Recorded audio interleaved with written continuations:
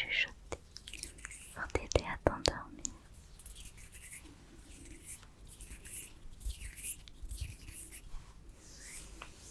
J'aime beaucoup les lectures chuchotées parce que ça me rappelle quand j'étais petite. Un peu comme quand nos mamans nous lisaient des histoires. Je trouve ça assez réconfortant. Et le chuchotement, c'est aussi un déclencheur que j'adore personnellement. Donc j'espère que ça te plaira aussi. Aujourd'hui, c'est un petit peu spécial la lecture qu'on va faire parce qu'il s'agit d'un livre qu'a écrit une de mes amies que j'ai depuis très longtemps, une amie du collège qui s'appelle Swan Isern. Elle est auteure et elle écrit des livres. C'est le principe d'être auteur, je crois. Et ça, c'est un de ces livres qu'elle m'a offert. Et je me suis dit que ça pourrait être bien de te lire quelques mots ce soir de son roman qui s'appelle Combustible. Combustible. Combustible. Combustible.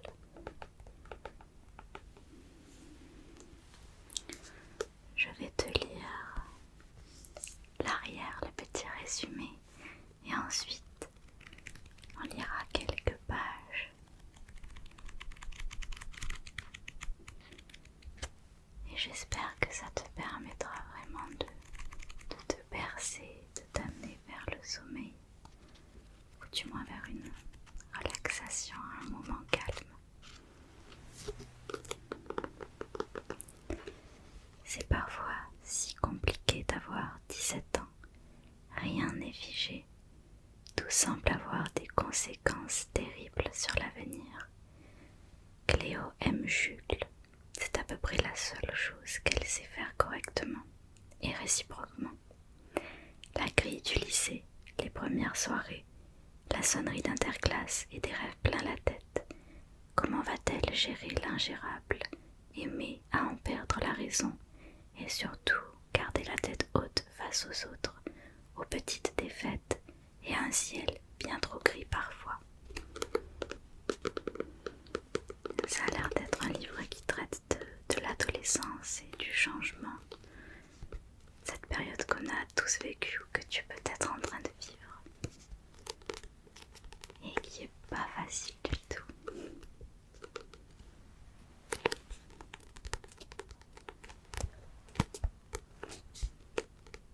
Même si à 17 ans on n'est plus, donc on est en train de quitter l'adolescence, c'est quand même un âge compliqué. Installe-toi confortablement, je vais commencer la lecture.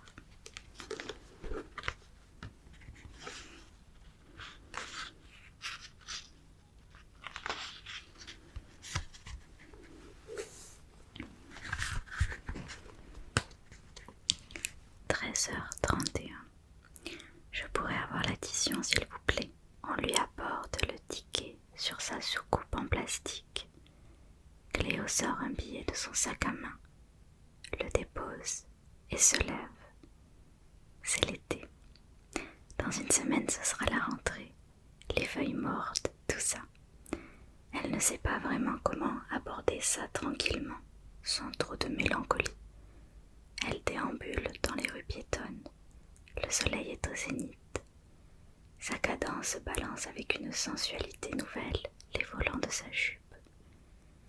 Elle croise des touristes par centaines, se demande sur combien de photos de vacances elle apparaîtra malgré elle, floutée dans le fond d'une carte postale. Elle rit intérieurement en pensant que c'est réellement sa place, une jolie forme floue à l'arrière-plan d'un beau paysage. Elle finit par aller s'asseoir sur les berges du canal, à l'ombre d'un pauvre platane dont l'écorce est lacérée de gravures amoureuses. Les cœurs emplis d'initiales se juxtaposent langoureusement, comme s'ils faisaient l'amour. Seul, un peu plus haut, un Nick les flics détonne. Elle éclate de rire. Des Désolée, je suis en retard. T'inquiète, je viens juste d'arriver. Marie s'assoit à ses côtés, face au cours d'eau. C'est une grande fille aux cheveux blonds et au regard bleu. Ses traits sont assez lourds, mais ils émanent d'elle une sympathie presque immédiate. Elle ne dise rien un moment, trop occupée à regarder passer les voitures sur la route de l'autre côté de la rive. Marie brise enfin le silence. Alors, tu as eu des nouvelles? Il sort avec Ariane. Oh. Cléo hausse les épaules. Ouais. De toute façon, je m'en fous. Ça voulait pas dire grand-chose. Quand même. Non, en vrai, j'attendais rien de plus d'Octave. C'est quand même un connard. Elle soupire, si tu le dis. Il y a un nouveau silence. Elles finissent par se lever et marchent jusqu'à l'arrêt de bus le plus proche. La chaleur accablante du mois d'août a jauni prématurément le feuillage des arbres. Cléo est comme emplie de chagrin. Non, il ne restera décidément plus rien de cette jolie saison ensoleillée. Ni les feuilles des arbres, ni même Octave. Et Dieu sait qu'avec un prénom pareil, elle n'est pas prête de l'oublier. Pas prête d'oublier tous les mots échangés et ceux qu'elle aurait aimé prononcer, les litres d'alcool et ses baisers. En réalité, Cléo vit son premier chagrin d'amour. Et qu'est-ce que c'est compliqué d'avoir l'esprit si encombré quand on a 16 ans. Ça la révolte. Elle ne comprend pas qu'il ait pu accorder si peu d'importance à cela. Alors elle enfile le masque de celle qui n'a jamais trouvé ça important, pour gagner la partie, tout en sachant pertinemment qu'il ne joue plus vraiment. Un bus s'arrête.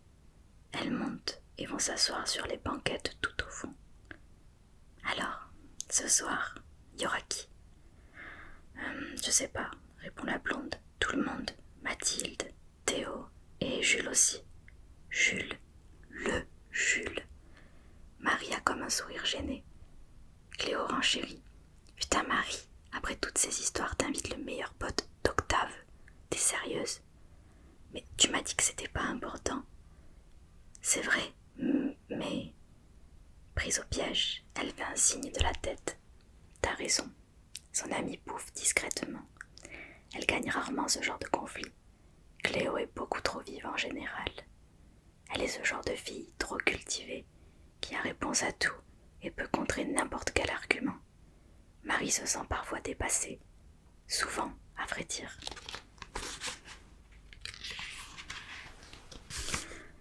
22h07. Face au miroir, elle ajoute une dernière couche de mascara sur ses cils déjà longs. Elle s'observe longuement avant de quitter la salle de bain, estimant qu'il n'y a plus rien à faire. Cléo est une beauté qui s'ignore. Sans doute est-ce le fruit de l'adolescence. Son père lui disait souvent qu'il s'agit de dysmorphophobie. Il faut qu'elle pense à regarder ce que ça veut dire. Elle fait un pas en arrière, contorsionne son corps pour le voir en entier dans le petit miroir qui couronne le lavabo. Ses talons sont trop hauts, son short trop court, son rouge à lèvres trop criard. Parfaite, elle pense. T'es prête? Jules passe nous prendre dans 10 minutes. Je pensais que ta mère nous déposerait. Marie secoue la tête à la négative. Elle est de garde à l'hôpital ce soir, puis Jules habite juste à côté. Je ne savais pas. Elle file dans la cuisine et se sert 2 verres de vodka pur, son courage liquide. À nous, les verres trinquent, Cléo boit cul sec. Ça n'a rien d'agréable en réalité. Elle n'a jamais aimé ça, cette sensation de brûlure dans sa gorge, l'odeur qui remonte jusqu'à ses narines. De sa première bière au mariage d'un lointain cousin, à ce shot de vodka russe, elle a toujours détesté le goût de l'alcool, tout en appréciant les effets. Mais elle est souvent trop désarmée, sans ces quelques grammes qui se diluent dans son sang à mesure qu'il désinhibe son esprit, si bien que c'est devenu une étape obligatoire au bon fonctionnement de chaque soirée, délayer la liqueur à son âme. On klaxonne. Elles sortent et montent dans la voiture. C'est une berline noire allemande, tout ce qu'il y a de plus habituel, si l'on oublie la vignette jeune conducteur fixée au pare-brise arrière et le bombardement incessant émis par le caisson dans le coffre. Ça va les filles? Jules crie tant que la musique est forte. Les filles acquiescent. Il entreprend alors une conversation avec Marie. Cléo ne dit rien et regarde la route. Défilée par la vitre arrière du véhicule. C'est une nuit d'août, comme toutes les autres. Une de ces nuits où l'on y voit comme en plein jour tant le ciel reste clair. Son regard balaye finalement l'intérieur de la voiture, s'attarde sur Jules. Il est trop beau, mais pas d'une beauté pure et candide. Non, Jules, c'est le beau garçon qui le sait, qui en joue, qui se surestime presque, tout l'inverse d'Octave. Malgré elle, elle se surprend à repenser à lui. Octave, pas vraiment un canon de beauté, pas du tout à vrai dire, ou alors du genre d'éclat que l'on ne remarque qu'après coup. En creusant plus loin, dans une suite interminable de SMS trempés dans le sucre, le genre de message où les adolescents se promettent des empires et des constellations sans trop y croire, où ils font des projets qu'ils savent ne jamais voir éclore. Le problème de Cléo, c'est qu'elle y croyait vraiment, et elle lui a tout donné, naïvement, sans exiger de promesses, et il lui a tout pris, sans culpabilité. Elle n'entend plus le moteur, les éclats de voix des autres passagers, ou même la musique atrocement forte. Son esprit est envahi de flashbacks, de baisers, de rires, de caresses. C'est terrible pour elle d'être si vite écartée d'un bonheur qu'elle trouvait incandescent, de réaliser que quelque chose peut occuper tout l'espace de sa vie, avant de s'évanouir enfin. Elle comprend alors qu'elle n'est pas assez armée pour appréhender ça. Les vilains garçons abîmeront toujours le cœur des gentilles filles. Le ciel restera bleu, le monde ne s'arrêtera pas de tourner. 3h48. Marie, t'es là. Cléo tangue, saoule, ses chaussures dans une main, une vodka orange dans l'autre. Elle erre pieds nus à travers la boîte de nuit. Elle s'arrête près d'un groupe de filles. Vous avez pas vu Marie? Une blonde avec une robe noire. Je crois qu'elle est sortie avec un mec sur le parking, mais ça doit faire un moment. Elle abuse, ça fait 1 heure que je la cherche. Elle fait un pas en direction de la sortie, mais est aussitôt rappelée. Hey, t'es Cléo Tellier, c'est ça? En première 107. Oui, c'est moi, pourquoi? Les filles éclatent de rire, suffisant des moqueuses. C'est vrai que Octave Caballé t'a dépucelé à la soirée de Marcus. Qui vous a dit ça? Tout le monde le sait. Les larmes montent, elle les retient, se calme un instant, soupire, finit son verre et le pose sur une des tables avant de sortir de la boîte. L'air paraît glacé tant l'atmosphère dans la discothèque est ardente. Assise sur un muret, elle allume une cigarette taxée à un type bourré quelques minutes plus tôt. Elle tire une première taffe et regrette qu'elle ne soit pas à la menthe. La fumée envahit ses poumons, elle tousse un peu, puis la recrache et réitère l'opération, jusqu'à ce que le bâtonnet de nicotine se consume presque entre ses lèvres. Le nuage de fumée danse au-dessus d'elle, presque au rythme des basses qui émanent de l'intérieur. Elle songe au fait qu'il n'y a plus qu'elle ici, qui ne danse pas. Elle et le videur. Ça la fait rire. La porte de la boîte s'ouvre, laissant s'échapper la musique trop forte, avant de l'étouffer à nouveau. Il y a quelques bruits de pas sur les graviers, puis on vient s'asseoir à côté d'elle. Elle lève les yeux. C'est Jules. Il tend la main vers elle. Elle lui donne sa fin de cigarette. Merci. Elle hausse les épaules. Il tire une taffe et reprend. Trop de monde à l'intérieur. Ouais, c'est étouffant. Je trouve aussi. La fumée sort par flots à chacun de ses mots, comme s'il crachait du feu. Tu as vu Marie? Elle lui demande. Non, je pensais qu'elle était avec toi. Des filles m'ont dit qu'elle l'avait vue sortir avec un gars sur le parking. Elle était avec Pierre, je crois. Cléo soupire. Elle n'est plus vraiment saoule, ni vraiment enjouée. Elle a atteint le seuil où la seule chose dont elle rêve, c'est d'une douche et de draps frais. Ah, ils ont encore remis ça. Putain, je devais dormir chez elle, mais elle a dû rentrer avec lui alors. Je te ramène chez toi si tu veux. Mes clés sont chez elle, je suis à la rue. Elle rit pour se donner de la contenance, mais elle a vraiment envie de pleurer. L'effet de l'alcool est tombé, elle a froid, elle veut dormir. Sensation désastreuse, ce soufflet qui retombe. Jules jette la cigarette et l'écrase avec sa semelle. Il considère un instant la jeune fille à côté de lui. Son short trop court, son débardeur trop moulant, ses cheveux en bataille. Cléo est quand même jolie, à sa façon. Pas comme toutes les filles qu'il fréquente habituellement. Il sort ses clés de voiture. Allez, viens, tu vas dormir à la maison. Et tes parents? Oh, ils diront rien. 4h02. Il rentre dans la maison, en silence. Tout le monde dort depuis longtemps.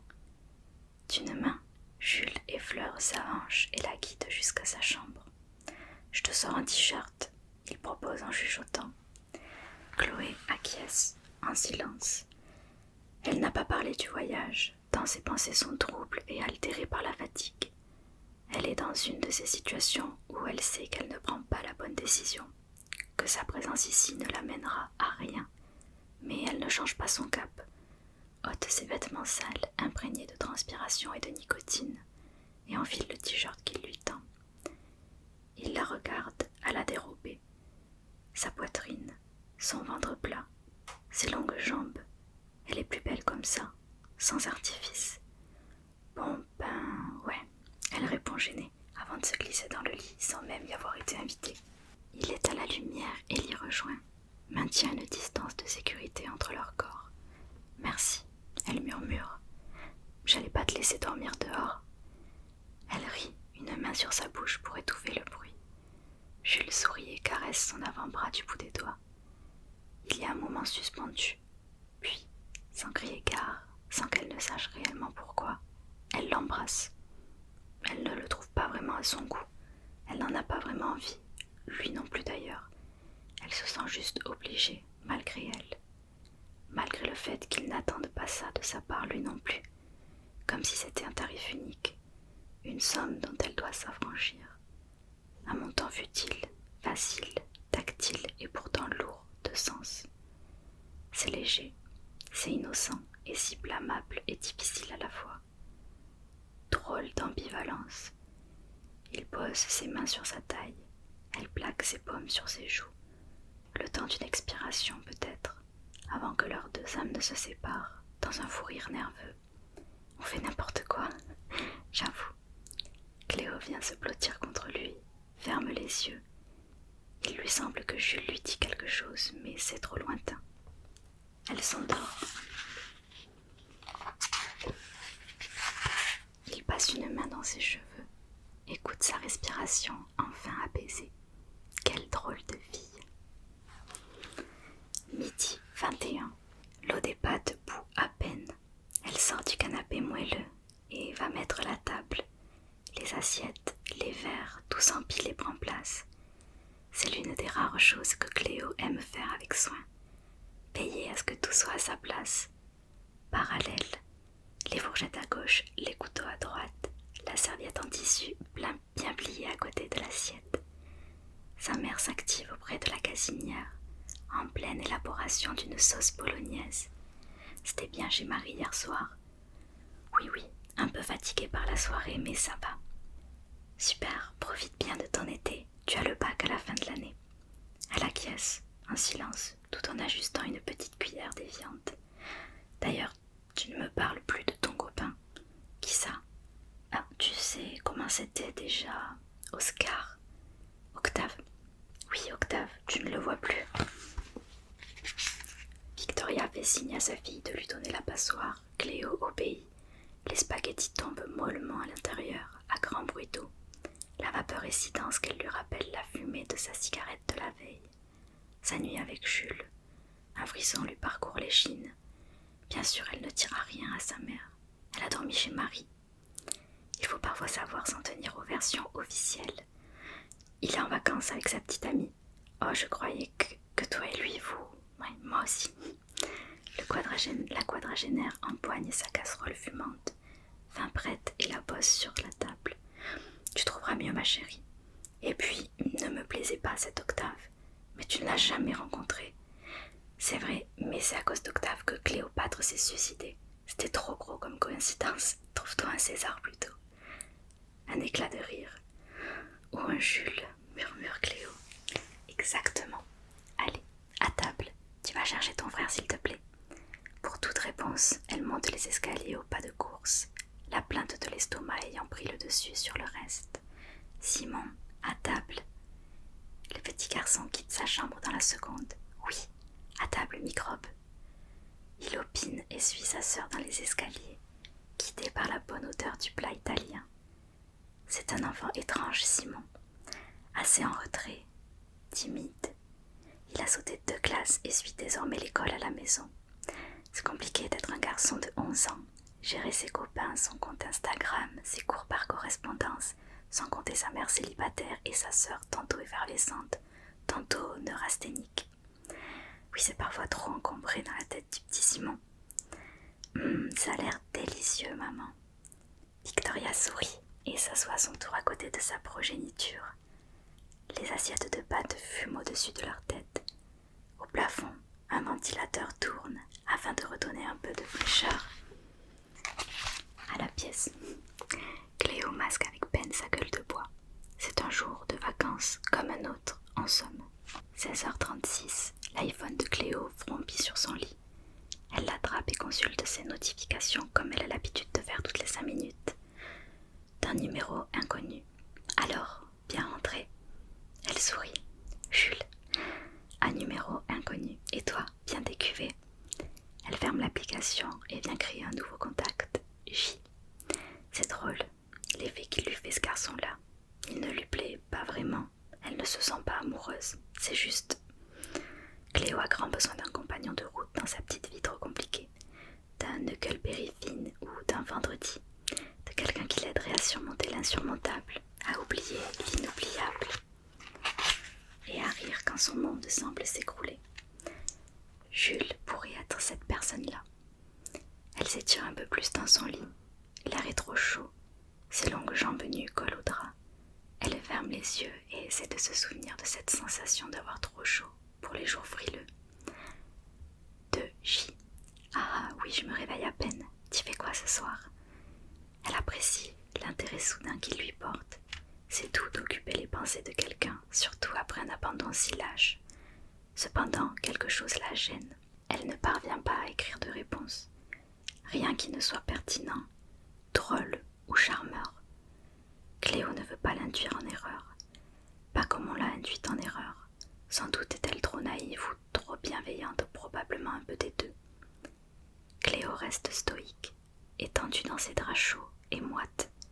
Commence quelques débuts de phrases sans jamais les finir.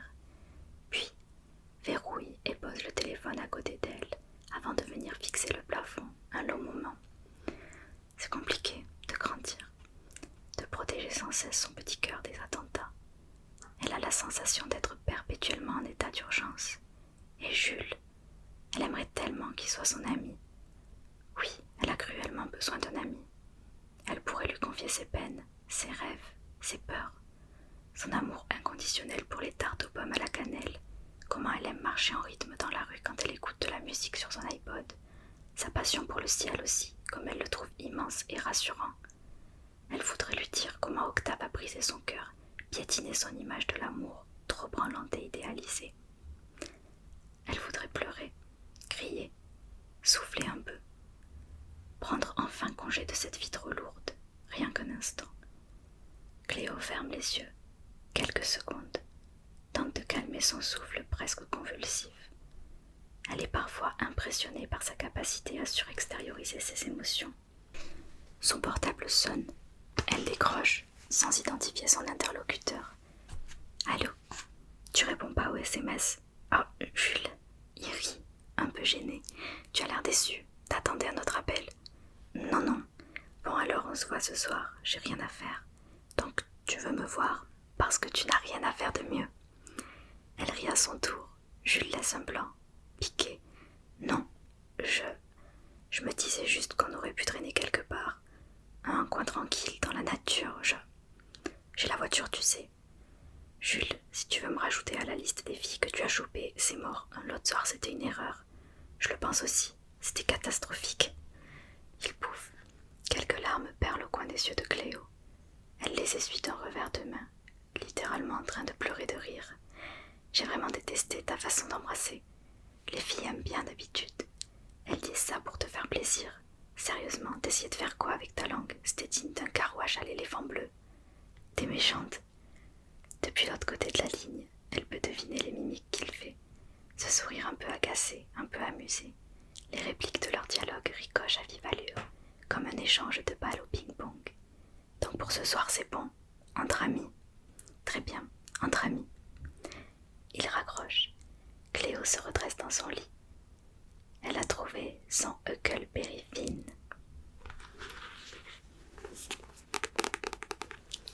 C'est terminé pour ce soir. Je sais, c'était trop court.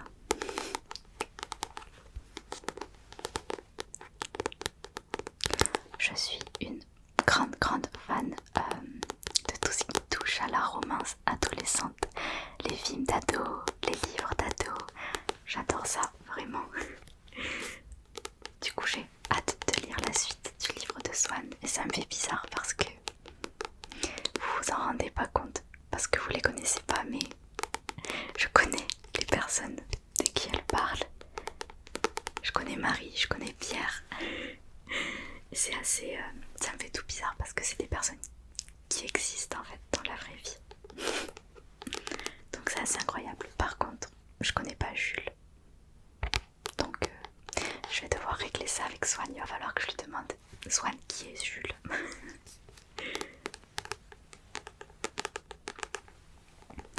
Donc voilà, je te remontre la couverture. Combustible. Il faut savoir que ça c'est la main de Swan. Et ça c'est la main de son copain. Donc c'est une vraie photo qu'a pris Swan. Je suis vraiment trop fière d'elle qu'elle se soit lancée dans l'écriture et qu'elle en soit à son 4e roman. Celui-là, je crois que c'était le deuxième, le premier ou le deuxième, mais elle en avait d'autres. Je te mettrai en description le lien où tu pourras acheter ce livre et ses autres ouvrages également.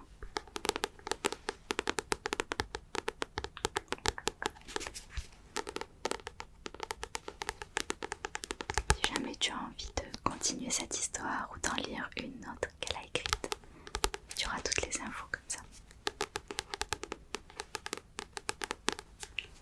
Et moi je vais te laisser. N'hésite pas à me dire si tu as aimé ce petit moment de lecture et si tu as envie que j'en fasse d'autres.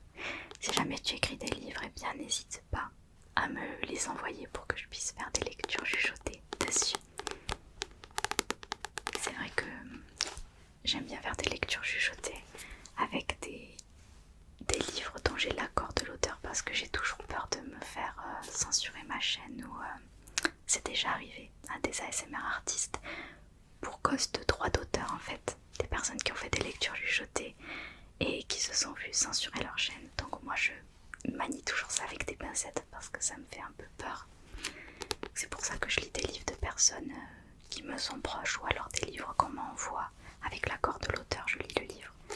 Et c'est pour ça que je fais pas très régulièrement des lectures chuchotées parce qu'il me faut des livres avec lesquels je peux le faire.